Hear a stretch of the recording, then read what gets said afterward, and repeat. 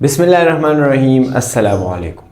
आज का जो टॉपिक होगा वो जनरल टॉपिक है, लेकिन उसको हम इतना एलेबोरेट करेंगे, इतना डिटेल में जाएंगे कि एक रेस्पिरेटरी थेरेपिस्ट को ये पता चले कि अगर मेरे पास एक पेशेंट आ गया है तो इस इमरजेंसी से लेके जब तक ये पेशेंट ठीक होगा उसमें कौन कौन सी ऐसी चीज़ें हैं जो मुझे फेस करनी होंगी। मैंने डायग्नोसिस, मैनेजमेंट एंड ट्रीटमेंट उसको जो प्रोवाइड करनी है वो कौन कौन सी चीज़ें होंगी जिस पे मुझे कमांड होना चाहिए। ऑलरेडी लास्ट लेक्चर में हमने ये चीज़ें डिस्कस की हैं, लेकिन वो थोड़ी सी डिफिनीशन के हवाले से थी। आज हम पेशेंट के हवाले से बात करेंगे कि कौन कौन सी ऐसी चीज़ें हैं जो आपको आनी चाहिए। वहाँ पे थोड़ी सी हमने जनरल बात की थी, आज हम जनरल बात भी करेंगे और साथ में स्पेसिफिक चीज़ों को भी हाईलाइट करेंगे कि लेट से अगर एक पेशेंट को हम जो है ना सिंपल फेस मास्क पे लगा रहे हैं, एनआरएम पे लगा रहे हैं तो क्यों लगा रहे हैं, क्या फ़ायदा है इसका, एनआईवी पे लगा रहे हैं तो क्यों लगा रहे हैं, अगर लेट से एक पेशेंट को हम जो है ना इंट्यूबेट कर रहे हैं तो क्यों कर रहे हैं, और अगर इंट्यूबेट कर रहे हैं तो कौन कौन से पैरामीटर्स हैं जो आपको आने चाहिए।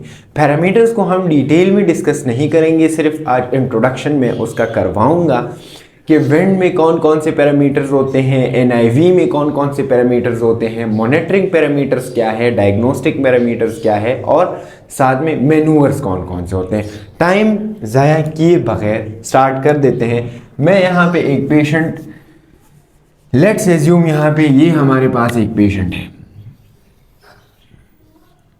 सही है, ये हमारे पास हो गया एक पेशेंट। अब लेट्स से ये पेशेंट जो आपके पास इमरजेंसी में आ रहा है या आप जहाँ पे भी काम कर रहे हैं, एचडीओ में है, जहाँ पे भी है, तो फर्स्ट ऑफ ऑल आपने क्या करना होता है, आपने इसकी मॉनिटरिंग देखनी होती है। आपने फर्स्ट ऑफ ऑल क्या करना है, आपने इसकी मॉनिटरिंग करनी है, ठीक है। अब मॉनिटरिंग में आपको क्या क्या चीज़ें पता होनी चाहिए, डायग्नोस्टिक में आपको एक मतलब क्या क्या पता होनी चाहिए। लेट्स से ये पेशेंट जो आपके पास आया हुआ है ये है 35 इयर्स ओल्ड, ठीक है, साथ में सिचुएशन ड्रॉप कर रहा है, ठीक है, सिचुएशन ड्रॉप कर रहा है 65% तक। इसके साथ माइल्ड टेकेपनिया भी है। देखिए ये टर्म्स मैं आपको जो है ना इंट्रोड्यूस करा रहा हूं, इसको हम बाद में डिस्कस करेंगे। साथ में अगर आप इसकी एबीजीज कर लें तो एबीजीज में हमारे पास क्या है, PO2 जो 80 से 100 mmHg नॉर्मल होता है वो हमारे पास है 60, तो PO2 भी कम है। सही हो गई बात। अब यहाँ पे मॉनिटरिंग में आपको जो है ना एक पेशेंट मिल गया, आपने मॉनिटर लगा दिया है, पल्स ऑक्सीमीटर लगा दिया है। क्या चीज़, पल्स ऑक्सीमीटर। आपका पहला काम क्या होगा, पल्स ऑक्स लगाएंगे। पल्स ऑक्स पे आपको जो है ना रीडिंग्स आएंगी। रीडिंग्स में हमारे पास क्या होगा, रीडिंग्स में हमारे पास होगा ईसीजी, रेस्पिरेटरी रेट, ठीक है। अच्छा ये मैं सिर्फ पल्स ऑक्स की बात नहीं कर रहा, मतलब जो मॉनिटर होता है उसमें पल्स ऑक्स एक पार्ट होता है, इसके अलावा ईसीजी लीड्स होते हैं, रेस्पिरेटरी लीड्स होते हैं, ये सारा कुछ, ठीक है। रेस्पिरेटरी रेट आएगा, हार्ट रेट आएगा, सही है। एंटाइडल CO2 भी आता है, लेकिन जब आप उसको अटैच कर देते हैं तो ये सारी वहाँ पे आ जाती हैं। पल्स रेट आपके पास जो है ना आ जाती है, ठीक है, और साथ में BP भी नज़र आ जाती है। मीन्स कि रीडिंग्स में आपके पास क्या आएंगे, पल्स ऑक्स से रिलेटेड नहीं, जो मॉनिटर होता है डायग्नोस्टिक जो ऊपर वाला लगा होता है उसमें आपके पास आएंगे वाइटल साइंस। मतलब क्या हुआ कि सबसे इंपॉर्टेंट चीज हमारे पास जब एक पेशेंट आ जाता है तो उसके वाइटल साइंस मालूम करना है कि उसके ये वाले वाइटल साइंस कैसे हैं, ठीक है। अब यहाँ पे कंडीशन पे आ जाते हैं, ये वाला कंडीशन है 65 जो है ना वो सेट्स ड्रॉप कर रहा है, तो आप यहाँ पे क्या करेंगे, आप यहाँ पे करेंगे इस पेशेंट को लगाएंगे क्या चीज़, इस पेशेंट को लगाएंगे ऑक्सीजन थेरेपी। इस पेशेंट को आप ऑक्सीजन लगाएंगे, ठीक है। अब ऑक्सीजन में आपने क्या चीज़ लगानी है ये डिसाइड करना आपके लिए इम्पॉर्टेंट है। ये मैं साफ कर देता हूँ, यहाँ से हम इसको कर देते हैं ताकि हमें जगह जो है ना वो सेफ हो। आपने क्या करना होता है, आपने ऑक्सीजन लगानी है, ठीक है। अब ऑक्सीजन में आपने डिसाइड करना होता है कि मैंने नेजल कैनुला लगाना है, नेजल कैनुला लगाना है, सिंपल फेस मास्क लगाना है, या पेशेंट को हमने NRM लगाना है, या वेंचुरी मास्क लगाना है, ठीक है, या आपने हाई फ्लो नेजल कैनुला लगाना है, ठीक है। अब ये जिस चीज का भी पेशेंट है, हमने इसकी हिस्ट्री नहीं ली, जो भी पेशेंट है ये बाद में हम जो है ना हमको पता ऑलरेडी चल जाता है, उसकी हिस्ट्री हम ले लेते हैं। अगर लेट से ARDS का है, नमूनिया का है, अजमेटिक है, COPD है, टेटेनस है, कार्डियोजेनिक पल्मोनरी एडिमा का पेशेंट है, जो भी पेशेंट है, हमारा इससे गरज नहीं है। हाँ, लेकिन यहाँ पे मुझे ये पता होना चाहिए कि ये पेशेंट किस चीज़ का है। मैं यहाँ पे इसलिए इसको स्पेसिफाई नहीं कर रहा क्योंकि फिर जो है ना बहुत सारी चीज़ें एक दूसरे में मिल जाएंगी, फिर आपको समझ नहीं आएगा। लेट से अगर आपके पास वेंचुरी की बात कर लेते हैं, तो वेंचुरी का जो पेशेंट होता है ना, ये हम ऑब्स्ट्रक्टिव डिजीजेज में लगाते हैं, ठीक है। ऑब्स्ट्रक्टिव डिजीजेज में हमारे पास वेंचुरी हम लगाते हैं। वेंचुरी क्या चीज होती है, मास्क होता है, ठीक है। जिस तरह से सिंपल फेस मास्क होता है, NRM होता है, इसी तरह से वेंचुरी मास्क होता है। वही वेंचुरी मास्क हम ऑब्स्ट्रक्टिव में लगाते हैं। ऑब्स्ट्रक्टिव में हमारे पास कौन सी सबसे मशहूर डिजीज कौन सी है, COPD, chronic obstructive pulmonary disease, जिसमें हम CO2 वॉश आउट नहीं कर पाते, पेशेंट CO2 वॉश आउट नहीं कर पाता। तो इसी वजह से हम क्या करते हैं, वेंचुरी मास्क लगाते हैं। इसी वेंचुरी मास्क से उसको जो है ना एक स्पेसिफाइड ऑक्सीजन मिलेगा, ज्यादा ऑक्सीजन नहीं मिलेगा। अगर ज्यादा ऑक्सीजन उसको मिल रहा है तो वहां पे CO2 रिटेंशन की जो है ना वहां CO2 रिटेंशन का खतरा है। तो हम क्या करेंगे, वेंचुरी मास्क लगाएंगे, स्पेसिफाइड ऑक्सीजन उसको देंगे ऑब्स्ट्रक्टिव डिजीजेज में, सही है। लेकिन अगर कोई ऑब्स्ट्रक्टिव डिजीजेज नहीं है, कोई CO2 का खतरा नहीं है, कोई आपके पास टाइप 2 रेस्पिरेटरी फेलियर का खतरा नहीं है, तो आप क्या करेंगे, ये भी लगा सकते हैं, सही है। नेजल कैनुला क्या होगा कि आप उसकी नाक में इस तरह एक नेजल कैनुला लगाएंगे। अगर सिंपल फेस मास्क है तो ऊपर यहाँ पे एक मास्क लगाएंगे, और अगर NRM है, नॉन रीब्रीथर मास्क, तो उसके साथ एक बैग अटैच होता है जो आप उसको लगा सकते हैं उनके सेट्स को डेवलप करने के लिए। क्लियर, ये फर्स्ट स्टेप होगा, ये ऑक्सीजन थेरेपी में आपके पास फर्स्ट स्टेप हो गया। अगर हम नेजल कैनुला की बात करें तो इस पे हम 1 से 4 लीटर तक दे सकते हैं। अगर SFM की बात करें, सिंपल फेस मास्क की, तो उस पे हम 5 to 8 या 9 तक जो है ना लीटर ऑफ ऑक्सीजन दे सकते हैं, सही है। अगर हम NRM की बात करें तो NRM में हम क्या कर सकते हैं, 15 लीटर तक ऑक्सीजन दे सकते हैं। मतलब अगर ज्यादा ऑक्सीजन की जरूरत है तो NRM, अगर मॉडरेट की जरूरत है तो SFM, अगर बहुत कम की जरूरत है तो नेजल कैनुला लगाएंगे। अगर इसके लिए हम ABGs भी करते हैं, लेकिन उस चीज में अभी नहीं जा रहे। आपको सिंपल मैं यहाँ पे ये चीजें क्लियर कर देता हूं। अब एक चीज यहाँ पे आ जाते हैं वेंचुरी मास्क में। वेंचुरी मास्क में आप लो ऑक्सीजन लेवल से हाई ऑक्सीजन लेवल तक दे सकते हैं। मतलब आप 25% ऑफ ऑक्सीजन से लेके 60% ऑफ ऑक्सीजन या 15 लीटर ऑफ ऑक्सीजन तक दे सकते हैं to the obstructive diseases patient को। क्लियर हो गई बात। यही पेशेंट है, हमने इसमें चॉइस जो है ना वो लगानी है कि हमने कौन सा चॉइस ऑफ ऑक्सीजन थेरेपी इसको लगाना है कि इसकी ये जो सेट्स ड्रॉप हो रही है ये मोर देन क्या हो, मोर देन 92 हो जाए, बस ये मेरा पहला स्टेप होगा।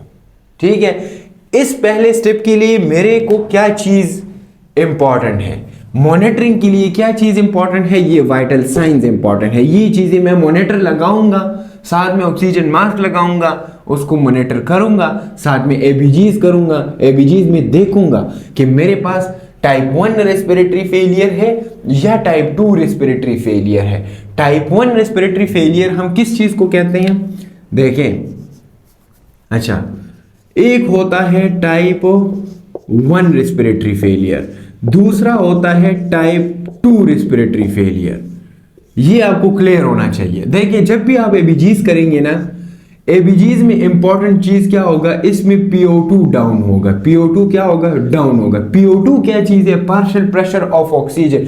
जितना ऑक्सीजन हम ले रहे हैं उस ऑक्सीजन का हमारे ब्लड में कितना प्रेशर है। ये नॉर्मल प्रेशर कितना होता है, ये 80 to 100 mmHg होता है। और ये हम किस चीज में देखते हैं, आर्टरी में देखते हैं।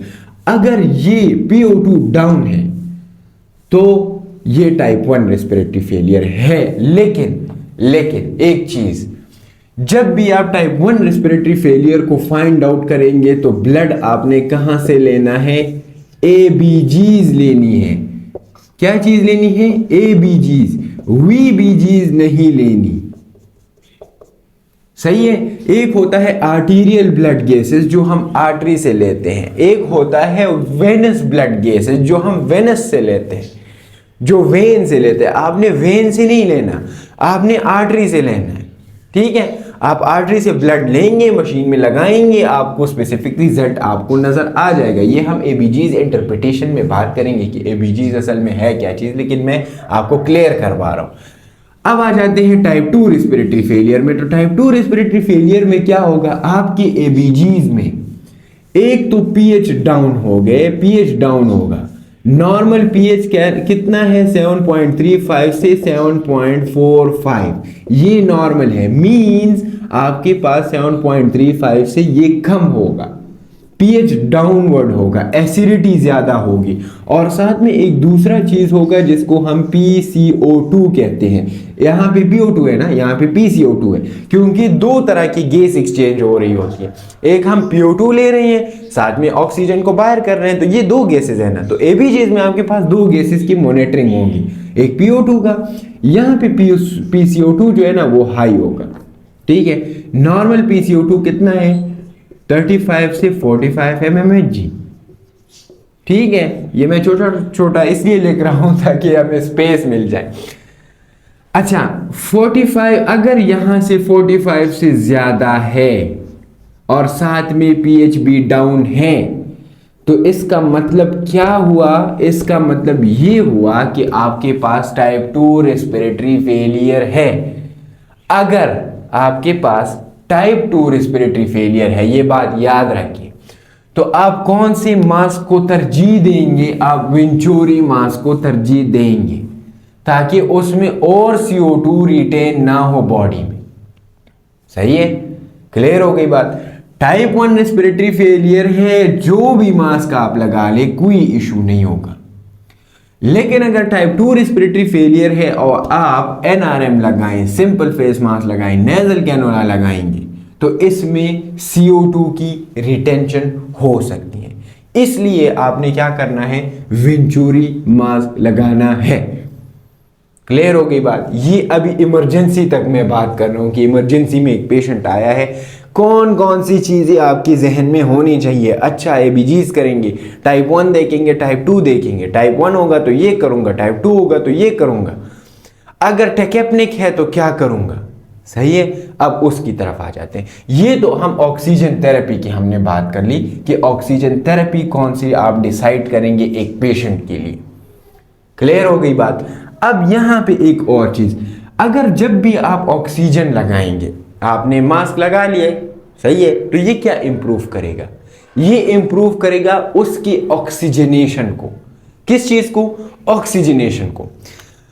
अगर लेट्स से एक पेशेंट ऐसे सांस ले रहे हैं,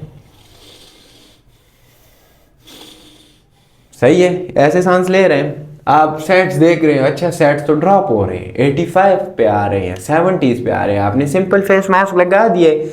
जब आप सिंपल फेस मास्क लगाएंगे तो उसकी ऑक्सीजन इंप्रूव हो जाएगी।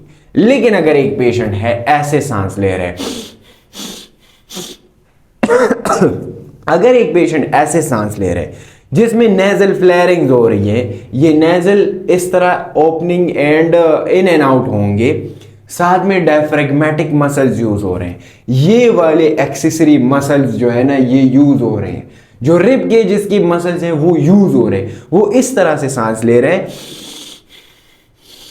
तो ये क्या है कि पेशेंट डिस्ट्रेस में है, पेशेंट क्या है, डिस्ट्रेस में है, मतलब वो आसानी से सांस नहीं ले पा रहा, उसके लंग में कोई ना कोई इशू है, वो पेशेंट टेकेप्निक है।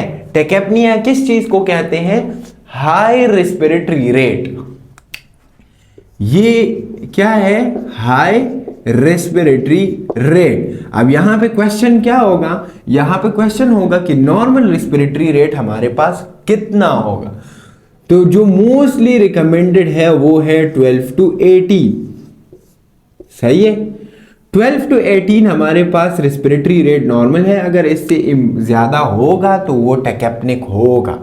कभी कभार हम 20-24 तक भी इसको नॉर्मल कंसिडर करते हैं जो पेशेंट बीमार होते हैं, सही है, लेकिन वो भी टेकेप्निया में ही आता है। खैर वहां पे नहीं जाते हैं, ज्यादा कंफ्यूज नहीं करते, माइल्ड टेकेप्निया है। अब जब आप ऑक्सीजन लगाएंगे तो उसके साथ तो ये चीज इंप्रूव होगी, ये वाली चीज आप किस तरह से इंप्रूव करेंगे, उसको आप किस तरह से कंफर्ट देंगे। कंफर्ट का मतलब ये है कि वो आसानी से सांस ले सके, ठीक है।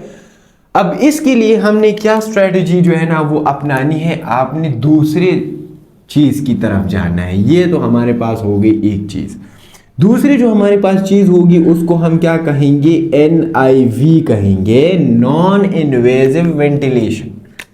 इसका क्या मतलब है, नॉन इन्वेजिव वेंटिलेशन। ये वीडियो मेरे ख्याल में लंबी होगी, लेकिन इसमें बहुत सारी चीजें आपको क्लियर हो जाएगी। देखिए नॉन इन्वेजिव वेंटिलेशन का क्या मतलब है, वो वाली वेंटिलेशन सिंपल जिसमें आप ETT ट्यूब जो होता है ना, ETT ट्यूब, एंडोट्रेकियल ट्यूब, आप अंदर नहीं डालते, इसको हम नॉन इन्वेजिव वेंटिलेशन कहते हैं। इसके लिए एक स्पेसिफिक मास्क होता है, आप सिंपल इंटरनेट पे जो चीजें मैं आपको बता रहा हूँ ये इंटरनेट पे आपको इजीली अवेलेबल होंगी, आप सिंपल सर्च करें आपको नजर आ जाएंगी। नॉन इन्वेजिव वेंटिलेशन एक मशीन होता है जिसको हम एक मास्क के साथ अटैच करके यहाँ पे लगाते हैं, सही है। अब ये हम क्यों लगा रहे हैं, ये हम इसलिए लगा रहे हैं कि पेशेंट कंफर्ट में हो, पेशेंट क्या हो, कंफर्ट, आसानी से सांस ले सके, आसानी से सांस ले सके।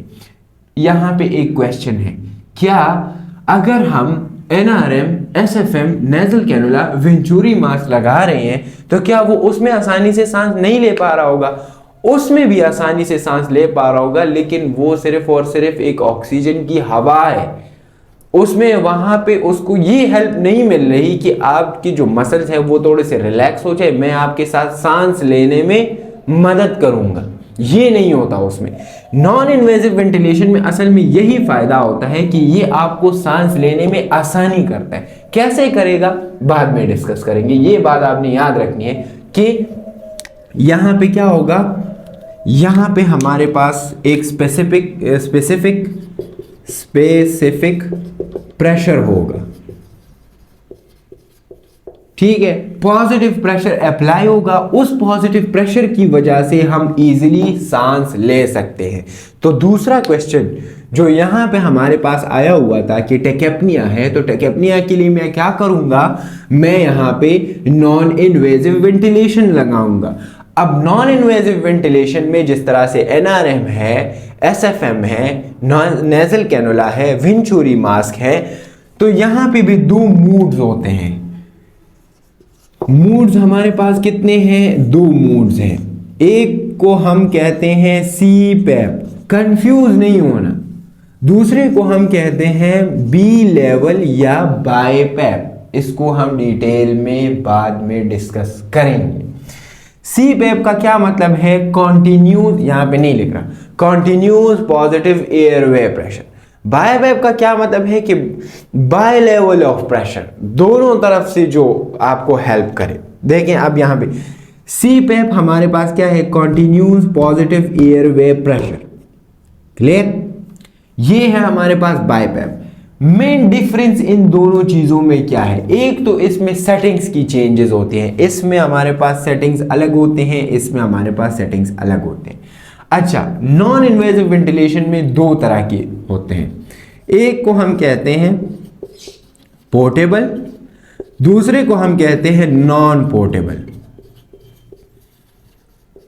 पता नहीं उसको नॉन पोर्टेबल कहते भी हैं कि नहीं कहते, लेकिन मैं उसको नॉन पोर्टेबल कहता हूँ। एक पोर्टेबल होते हैं जो इतने से मशीन वाली जो होते हैं, उसको हम पोर्टेबल कहते हैं, जो आप अपने साथ कैरी कर सकते हैं। दूसरा नॉन पोर्टेबल है, वो भी आप अपने साथ कैरी कर सकते हैं, लेकिन उसको हम नॉन पोर्टेबल इसलिए कहते हैं कि वो ज़्यादातर इन्वेजिव वेंटिलेशन के लिए यूज़ होता है। ये जो पोर्टेबल वेंटिलेटर्स होते हैं ना CPAP एंड BiPAP, ये आप इन्वेजिव के लिए यूज़ नहीं कर सकते। ठीक है, अब यहाँ पे मूड्स हमारे पास क्या है? CPAP है, BiPAP है। अगर मैं इसको आसान कर दूं, ठीक है, तो अगर आपके पास टाइप 1 रेस्पिरेटरी फेलियर है, कौन सा रेस्पिरेटरी फेलियर? टाइप 1। टाइप 1 में क्या होगा? PO2 डाउन होगा, सेट्स ड्रॉप होंगे, pH PCO2 नॉर्मल होगा। तो टाइप 1 रेस्पिरेटरी फेलियर में आपने लगाना है CPAP। अगर आपके पास टाइप 2 रेस्पिरेटरी फेलियर है, जिसमें आपका pH जो है वो डाउन होगा और PCO2 हाई होगा, तो उसमें आप क्या लगाएंगे? BiPAP लगाएंगे या B लेवल लगाएंगे। क्यों लगाएंगे? क्वेश्चन है, थोड़ा सा मैं आपको एक्सप्लेन कर देता हूं, बाद में इसको खैर डिस्कस करेंगे, ये मतलब रहेगा नहीं इंशाल्लाह। मूड्स हैं CPAP हमारे पास, इसलिए हम कॉन्टिन्यूस पॉजिटिव एयरवे प्रेशर, नाम से जाहिर है कॉन्टिन्यूस पॉजिटिव एयरवे प्रेशर, बात की ना हमने यहाँ पे कि एक स्पेसिफिक प्रेशर होगा जो आपको सांस लेने में आसानी करेगा। इसकी मैं हमेशा एक एग्जांपल देता हूँ, सिंपल एग्जांपल। लेट्स से सामने ऑक्सीजन लगी हुई है, ठीक है, और कोई बंदा वहां से जो है ना मतलब 10 मीटर दूर मुझे कहे कि इस पाइप में एक पाइप ला के दे और मुझे कहे कि यहां आपने इसमें सांस लेनी है, तो वो मुश्किल होगा ना, क्योंकि उसमें डेड स्पेस बहुत ज़्यादा है और दूसरी मतलब फासला बहुत ज़्यादा है, ऑक्सीजन टाइम बहुत लेगा मुझे सांस लेने में।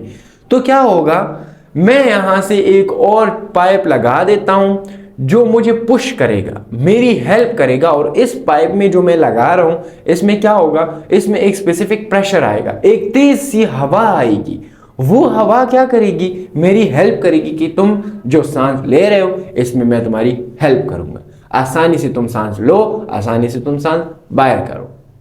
ठीक है, क्लियर हो गई बात। इसलिए हम CPAP एंड BiPAP लगाते हैं। CPAP आपके पास इम्प्रूव्ड ऑक्सीजनेशन, ये बात मैं स्टूडेंट्स को बता रहा होता हूं कि एक है इम्प्रूविंग द ऑक्सीजनेशन, दूसरा है improving the oxygenation plus ventilation. मतलब यहां पे आपने क्या करना है, PO2 को इम्प्रूव करना है। ये मैं लिख देता हूं, आप भूल ना जाएं, यहां पे मैं PO2 को इम्प्रूव करना चाह रहा हूं, बाकी मेरा कोई भी मकसद नहीं है। लेकिन यहां पे मैं क्या कर रहा हूं, यहां पे मैं PCO2 को नीचे लाना चाहता हूं और pH को भी इंप्रूव करना चाहता हूं। तो मतलब क्या हुआ कि यहां पे सिर्फ ऑक्सीजनेशन को इंप्रूव कर रहा हूं, यहां पे मैं वेंटिलेशन को भी इंप्रूव करना चाह रहा हूं, दो चीजें करना चाह रहा हूं। ठीक है, तो टेकेपनिया के लिए आप क्या करेंगे, आप ये वाली मूड्स यूज कर सकते हैं, लेकिन फिर से लेकिन आ गए एक शर्त पे, अगर पेशेंट खुद से सांस ले रहे, अगर पेशेंट खुद से एफर्ट्स कर रहा है, अगर पेशेंट की GCS ग्लासगो कोमा स्केल जो 15 हमारे पास एक स्केल है, अगर वो मोर देन 7 है, ये बातें आप याद रखें, अगर GCS इंप्रूव्ड है, अगर GCS मोर देन 7 है, अगर पेशेंट की खुद की ब्रीथिंग एफर्ट्स है, ब्रीथिंग एफर्ट्स का क्या मतलब है कि वो खुद से सांस लेने की कोशिश कर रहा है, अगर वो जो है ना मतलब उसकी कॉन्शियस लेवल इम्प्रूव्ड है, मतलब इतनी इम्प्रूव्ड है कि वो आपको कमांड दे रहा है, सिंपल इसका मतलब है GCS इम्प्रूव्ड है, तभी आप NIV लगा सकते हैं, वरना नहीं लगा सकते।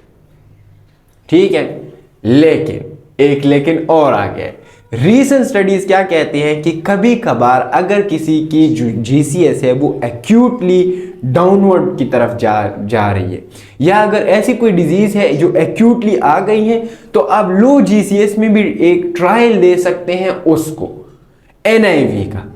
अगर उसने एक्यूटली CO2 रिटेन किया है तो आप उसको एक ट्रायल दे सकते हैं, लेकिन उसको आपने क्लिनिकली क्रिटिकली मॉनिटर करना होता है, ताकि जब आप NIV लगाते हैं और उसकी कॉन्शियस लेवल नहीं होती, GCS नहीं होता, तो फिर क्या होता है उसमें एस्पायरेशन के चांसेस बहुत ज़्यादा होते हैं। जो फूड कंटेंट होते हैं वो क्या हो जाते हैं, वो लंग्स में चले जाते हैं। तो बात करने का मकसद ये है कि NIV तभी आप लगा सकते हैं अगर उसकी GCS इम्प्रूव्ड हो, अगर वो खुद से एफर्ट्स कर रहा हो, तभी आप लगा सकते हैं, वरना नहीं लगा सकते। अब यहाँ पे एक और क्वेश्चन आएगा कि अगर GCS इम्प्रूव नहीं है, अगर GCS लेस देन 7 है, फिर क्या करेंगे? हमारे पास दूसरा कौन सा ऐसा ऑप्शन होगा जिसमें हम पेशेंट को प्रोवाइड करेंगे रेस्पिरेटरी केयर? तो एक ही ऑप्शन रहता है, वो है इन्वेजिव वेंटिलेशन। क्या चीज? Invasive ventilation. मैं इसको यहां पे जो है ना आपको क्लियर कर देता हूं, बाकी इसमें और कुछ भी ऐसा नहीं है कि वो रह जाता है, इसको हम साफ कर देते हैं और इन्वेजिव वेंटिलेशन की तरफ आ जाते हैं। सही है कि इन्वेजिव वेंटिलेशन में अब हम क्या करेंगे, वही ये 35 ईयर ओल्ड का पेशेंट है, आपने ऑक्सीजन थेरेपी भी दे दी, उससे भी इम्प्रूव नहीं हुआ, GCS डाउनवर्ड की तरफ जा रहा है, NIV भी आपने लगा दिया, फिर भी जो है ना वो इम्प्रूव नहीं हो रहा। लेट्स से टेटेनस का पेशेंट है, लेट्स से ARDS का है, जो भी है, लेकिन इम्प्रूवमेंट नहीं आ रही। अगर इम्प्रूवमेंट नहीं आ रही, GCS डाउनवर्ड की तरफ जा रहा है, GCS is the most important sign for invasive ventilation. ठीक है। दूसरा जो हमारे पास क्राइटेरिया है फॉर द मैकेनिकल वेंटिलेशन, वो ये है कि आप जितनी भी चीज़ें अप्लाई कर रहे हैं वो काम ही नहीं कर रहे, तो आपके पास एक ही ऑप्शन बचता है, वो है इन्वेजिव वेंटिलेशन। ठीक है। इसमें बहुत सारी चीज़ें रहती हैं, लेकिन वो बाद में डिस्कस करेंगे। अब आ जाते हैं इन्वेजिव की तरफ। इन्वेजिव का क्या मतलब है? इन का मतलब है अंदर, और वेजिव का मतलब है कि आपने एक चीज बॉडी के अंदर डालनी होती है। कहां पे? ट्रैकिया में। इन्वेजिव वेंटिलेशन का मतलब यह है कि that type of ventilation in which you have to intubate the patient with the ETT। सही है। और उसको आप सेडेट एंड रिलैक्स करें, और patient totally dependent on the ventilator होगा। यहां पे हमने NIV पे बात की है कि patient totally dependent on the ventilator नहीं होगा, खुद से वो एफर्ट कर रहा होगा। अगर वो खुद से एफर्ट कर रहा है तो आप NIV लगाएंगे, नहीं कर रहा तो इन्वेजिव वेंटिलेशन पे जाएंगे। सही है। अब यही 35 ईयर ओल्ड का पेशेंट है, हमने सारी चीजें अप्लाई करी है, लेकिन कुछ भी नहीं हो रहा। अब अगर नहीं हो रहा तो हम क्या करेंगे? इन्वेजिव वेंटिलेशन पे जाएंगे। इन्वेजिव वेंटिलेशन का सबसे इंपॉर्टेंट स्टेप क्या होगा? आपने पेशेंट को इंट्यूबेट करना है। क्या चीज करनी है? इंट्यूबेशन करनी है। इंट्यूबेशन क्या चीज होती है? मेरे पास अभी कुछ है नहीं, वरना मैं आपको दिखा देता, आपने सुना भी होगा। लैरिंगोस्कोप, ETT, ये सारी चीजें आप सामान लेके आते हैं, पेशेंट को जो है ना ETT डाल देते हैं। ठीक है। पेशेंट को ETT के डालने का मकसद क्या है? कि हम उसकी एयरवे को सिक्योर करें। एयरवे को हम क्या करेंगे? सिक्योर करेंगे। एयरवे का क्या मतलब है? वो वाली जगह जिससे हम सांस ले रहे हैं, उसको सिक्योर करना हमारा मकसद है, ताकि पेशेंट हमसे डेथ की तरफ ना जाए। अच्छा, क्या करेंगे? इंट्यूबेट करेंगे। इंट्यूबेशन के लिए आपने पहली चीज जो देखनी है वो क्या है? ETT। ETT की साइज, ठीक है, ETT की डेप्थ, साइज कितनी होनी चाहिए? 6, 6.5, 7, 7.5, 8, 8.5, 9, कितनी साइज ETT होनी चाहिए एक पेशेंट के लिए? उसके लिए एक अलग फार्मूला है। आप सिंपल सर्च करेंगे फॉर ETT साइज फार्मूला।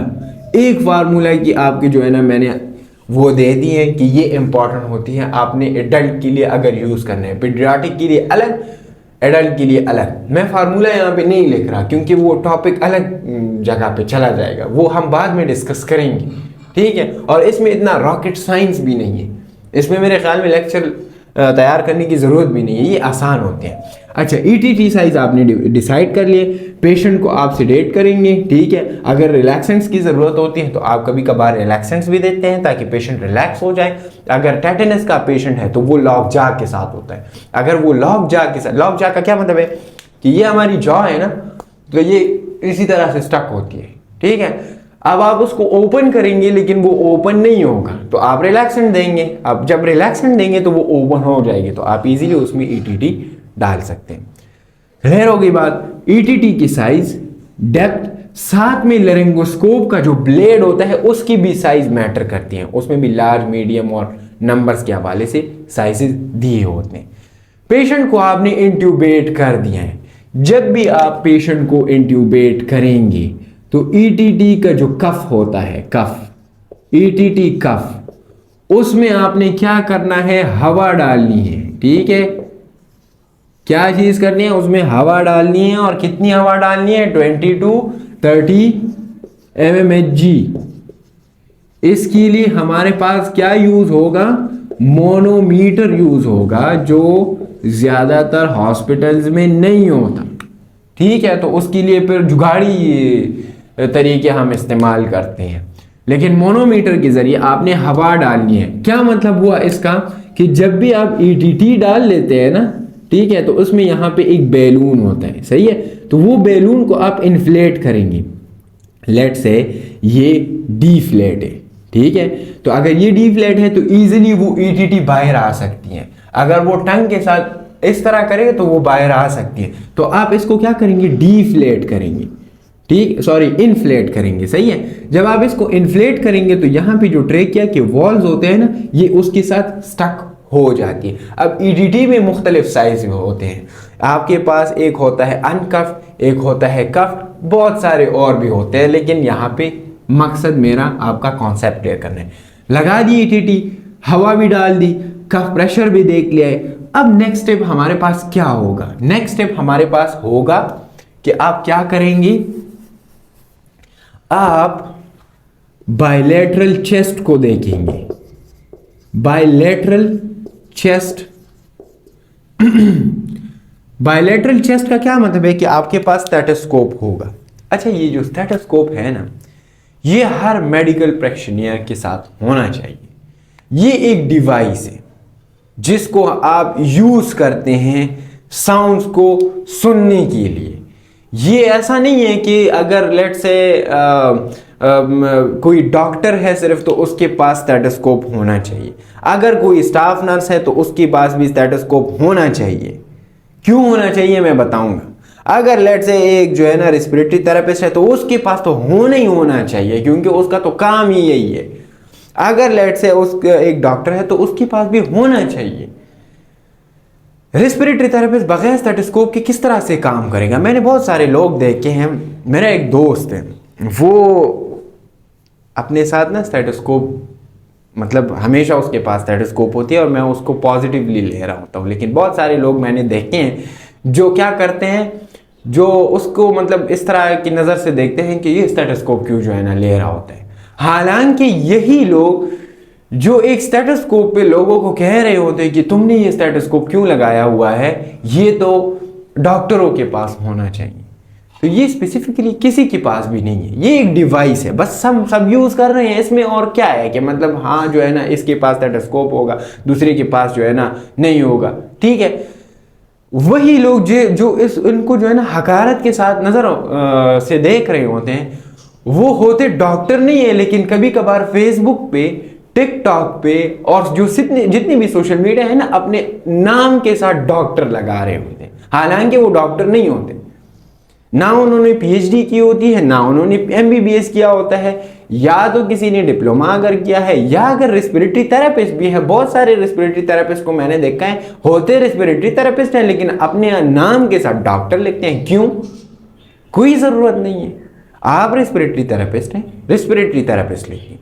आप स्टाफ नर्स है, चार्ज नर्स है, आप अपने साथ चार्ज नर्स ही लेके, अगर आप डिप्लोमा होल्डर है आप अपने साथ डिप्लोमा होल्डर ही लेके क्यों जो है ना अपने आप को साइकोलॉजिकली बीमार कर रहे हैं।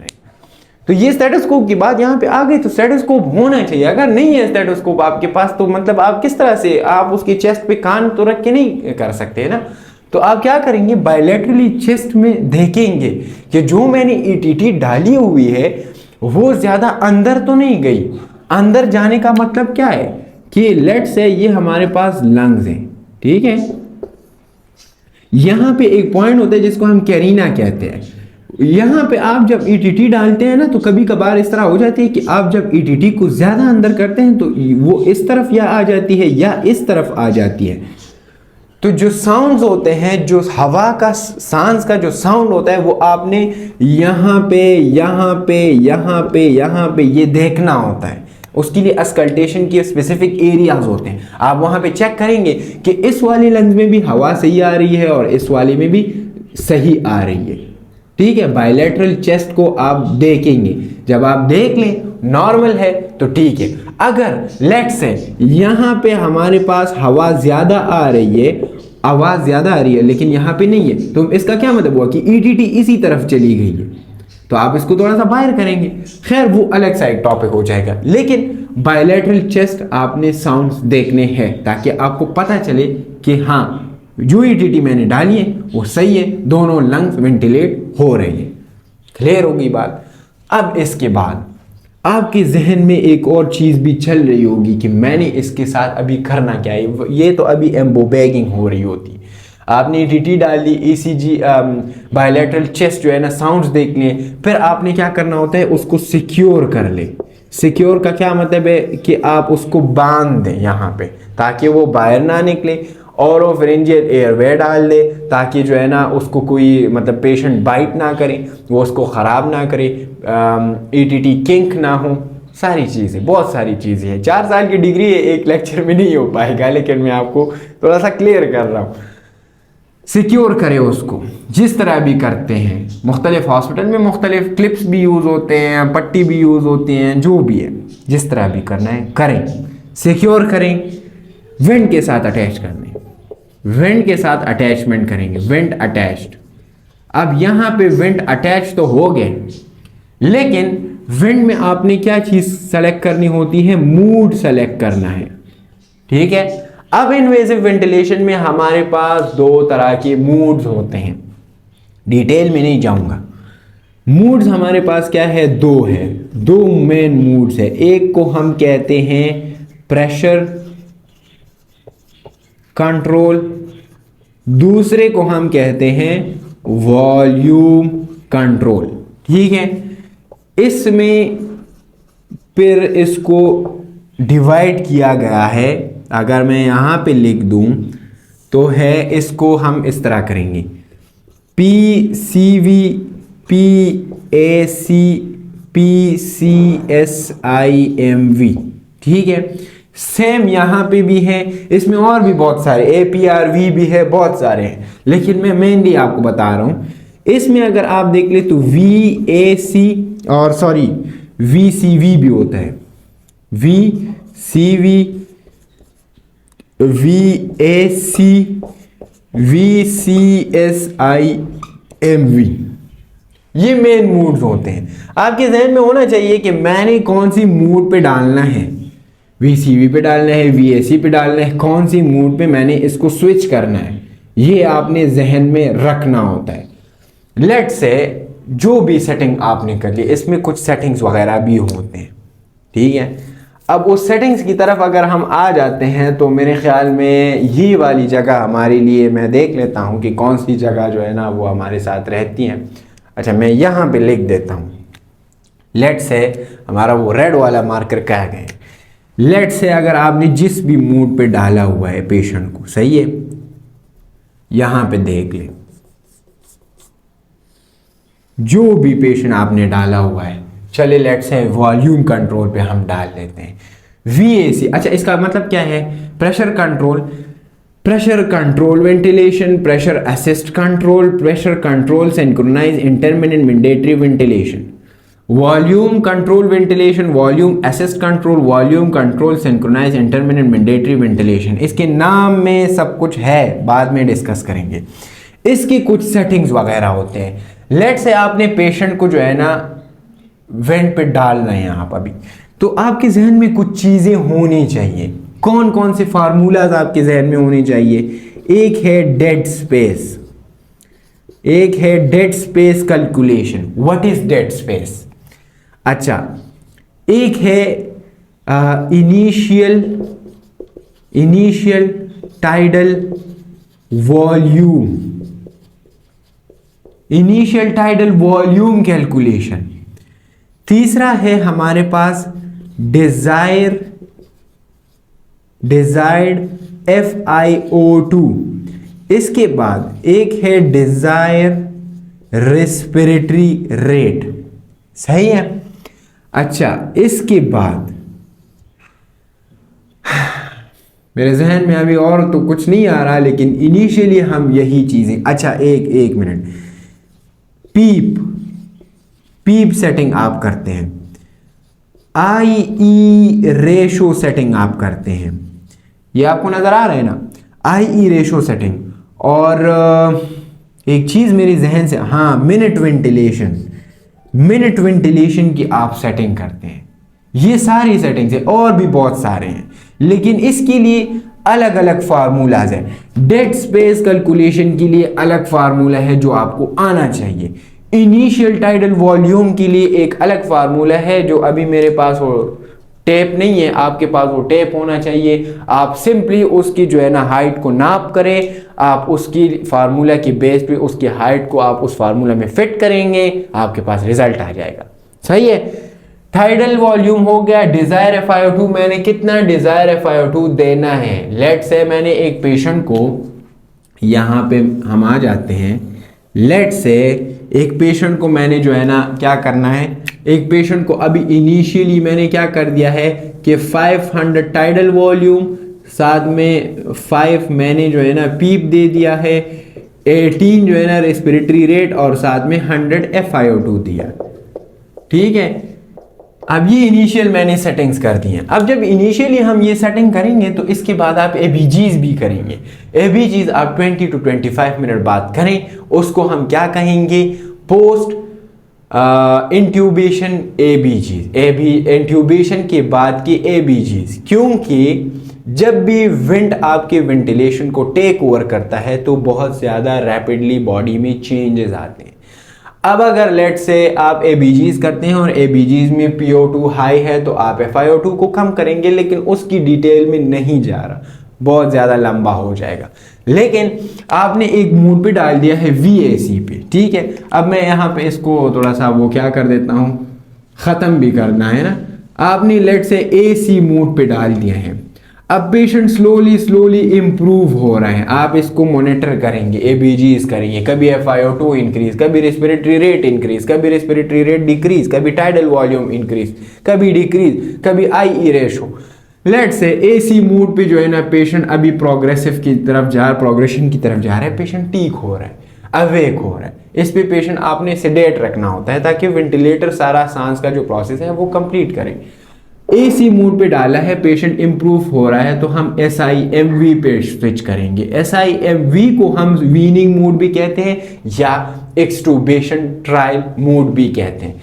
हर एक मूड के नुकसानात भी हैं, हर एक मूड के फायदे भी हैं। बाद में पेशेंट इंप्रूव हो रहा है, मैंने AC से SIMV पे स्विच कर दिया है। अब SIMV पे बिल्कुल ठीक ठाक है तो मैं इसको एक और मूड पे स्विच करूंगा, PSV पे, प्रेशर सपोर्ट वेंटिलेशन। ये भी एज ए बाईपैप आप यूज कर सकते हैं, एज ए नॉन इन्वेजिव। कभी कभार हम पेशेंट को PSV के बजाय क्या कर देते हैं, CPAP पे भी स्विच कर देते हैं।